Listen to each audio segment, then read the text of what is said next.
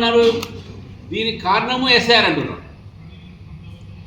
బెంగాల్లో ప్రభుత్వం మొన్నటి టీఎంసీ ప్రభుత్వం ఎలక్షన్ కమిషన్ ఆఫ్ ఇండియా తీసుకువచ్చినటువంటి ఎస్ఐఆర్ ప్రక్రియ అయినప్పుడు కూడా ఆ ఎస్ఐఆర్ ప్రక్రియలో సిబ్బంది ఎవరుతుంటారో అది రాష్ట్ర ప్రభుత్వం సిబ్బందిని ఉంటారు. రాష్ట్ర ప్రభుత్వం సంబంధించిన వాళ్ళే బిఎల్ఏస్ ఉంటారు, బిఎల్ఓ బూత్ లెవెల్ ఆఫీసర్స్. రాష్ట్ర ప్రభుత్వంలో ఉన్నటువంటి ఒక ఎలక్షన్స్లో పనిచేసే టీచర్లు వాళ్ళే ఉంటారు. ఇక ఎలక్షన్ కమిషన్ ఆఫ్ ఇండియా కానీ కేంద్ర ప్రభుత్వంకి ఏం పని ఉంటుందండి? గవర్నమెంట్ మీది, మీరు ప్రక్రియ లిస్టు తయారు చేయాలి. మీరు ఓడిపోతే ఈరోజు బీజేపీ ప్రభుత్వాన్ని తీసుకో అంటా ఉన్నారు. ఇక్కడ కూడా రేవంత్ రెడ్డి గారు వారు ఆలోచించాలి. కర్ణాటకలో కూడా ఎస్ఐఆర్ జరుగుతుంది, ఇప్పుడు ఇక్కడ కూడా జరుగుతుంది. మీ ఈ రెండు ప్రాంతాల్లో కూడా మీవే కదా అధికారం. కేరళలో ఎస్ఐఆర్ అయిపోయింది, అక్కడ కాంగ్రెస్ పార్టీ గెలిచింది. మరి దానికి ఏమంటారండి వీళ్ళు? మీరు గెలిస్తేనో ఎస్ఐఆర్ బాగా జరిగినట్టు, మీరు కానీ మీ ఇండియా అలయన్స్ కానీ ఓడిపోతే ఎస్ఐఆర్ సరిగ్గా జరగలేనట్టు, దానివల్లనే ఓడిపోయాను. తమిళనాడులో ఎస్ఐఆర్ జరిగింది, తమిళనాడులో ఎస్ఐఆర్ జరిగింది, అక్కడ కూడా చాలా డూప్లికేట్ ఓట్లు తీసేశారు, చనిపోయిన ఓట్లు తీసేశారు. మరి అక్కడ కూడా ఈరోజు ఫలితాలు వేరే విధంగా వచ్చినాయి. బీజేపీకి ఏం అనుకూలంగా రాలే కదా అక్కడ. కాబట్టి మేము గెలిస్తేనో ఈవీఎం వల్ల గెలిచారంటారు, మేము గెలిస్తేనో లేక మేము ఓడిపోతేనో ఎస్ఐఆర్ వల్ల ఓడిపోయాం, బీజేపీ ఎస్ఐఆర్ వల్ల గెలిచిందంటారు. నేను ఒకటే అడుగుతాను రేవంత్ రెడ్డి గారిని, కేరళలో మీరు గెలిచారు, దానికి ఏమంటారు మీరు? ఈవీఎం పనికిరావు, అప్పుడు ఈవీఎం మంచి పని చేసినట్ట.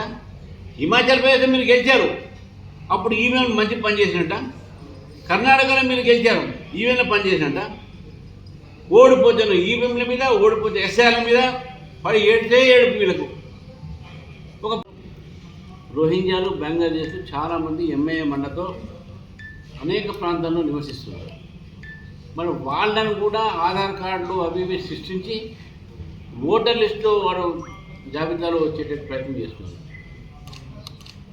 2002లో జరిగినటువంటి ఒక ఓటర్ లిస్టు తయారీ ఏతుందో మనమే ఒకసారి సామాన్యుడిగా ఆలోచిస్తాం. 2002 నుంచి 2026 వరకు ఆ ఓటర్ లిస్టులో, ఒక ఓటర్ లిస్టులో 1000 ఓట్లు ఉంటే దాంట్లో చాలామంది చనిపోయి ఉంటారు, చాలామంది బదిలీలు అయి ఉంటారు.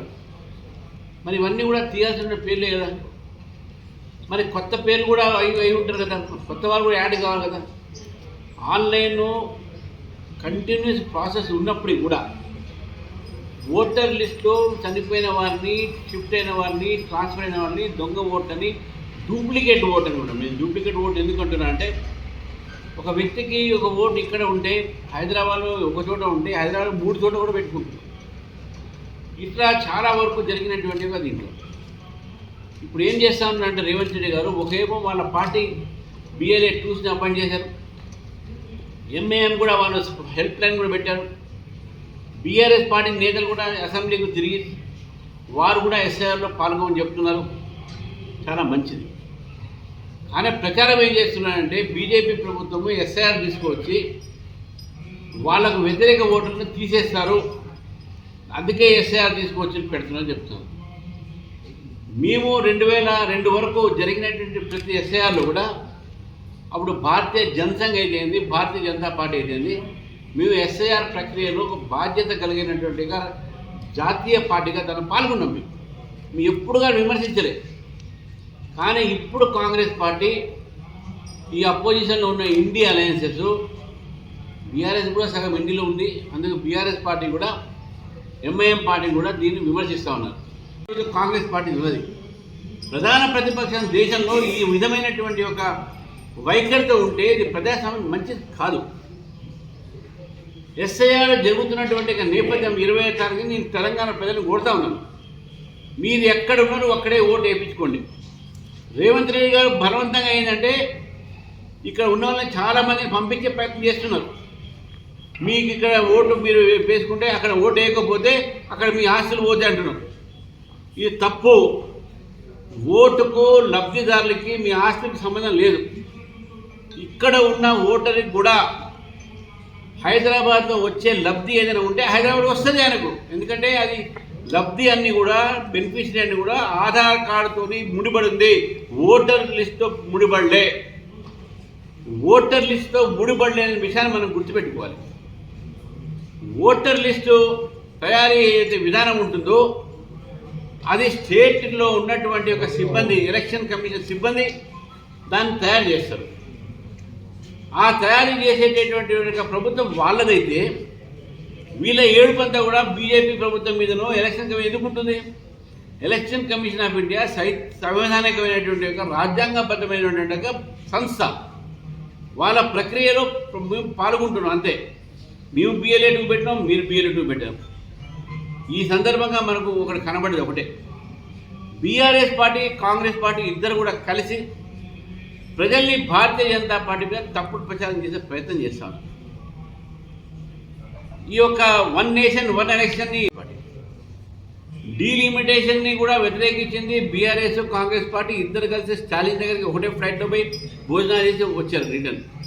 Congress party and BRS party ఇద్దరు ఒకటే. ఇక్కడ మహిళా రిజర్వేషన్ 33% ఇటు బీఆర్ఎస్ వ్యతిరేకించింది, ఇటు కాంగ్రెస్ పార్టీ వ్యతిరేకించింది. ఇద్దరు కలిసి బీజేపీ నిర్ణయాన్ని వ్యతిరేకిస్తూ ఉన్నారు. ఇప్పుడు జరుగుతున్న SIR మీద కూడా బీఆర్ఎస్ వైఖరి, అదేవిధంగా కాంగ్రెస్ పార్టీ వైఖరి ఒకటే. వీళ్ళిద్దరు కూడా కలిసి బీజేపీని బ్లేమ్ చేస్తూ ఉన్నారు. బీజేపీని వీళ్ళు ఈరోజు అప్రతిష్ఠపారం చేసే ఇద్దరు కలిసి ఉన్నారు. ఇప్పుడు నేను తెలంగాణ ప్రజలను అడుగుతా ఉన్నాను, కేటీఆర్ గారు రేవంత్ రెడ్డి గారు ఒకటే కాదా? ఈ రెండు పార్టీలు ఒకటే కాదా? ఈ రెండు పార్టీలు కలిసి ఈరోజు బీజేపీని ఓడించే ప్రయత్నం చేస్తున్నారు. బీజేపీ ఈరోజు రాష్ట్రంలో ప్రత్యామ్నాయంగా పెరుగుతూ ఉన్నది. ఈరోజు భారతీయ జనతా పార్టీ ప్రజల పక్షాన ఉన్నది. గతంలో ఉన్న బీఆర్ఎస్ పార్టీ ఎప్పుడు కూడా ప్రజల ఒక సమస్య మీద పోరాడలేదు. కేవలం తెలంగాణ రోజు ఉద్యమంలో పాల్గొంటే తెలంగాణ బిల్లు ప్రవేశించినప్పుడు కూడా తెలంగాణ ఎంపీలు, తెలంగాణ TRS ఎంపీలు పార్లమెంట్లో లేరు. అప్పుడు బీజేపీ బిల్లు తీసుకొచ్చారు.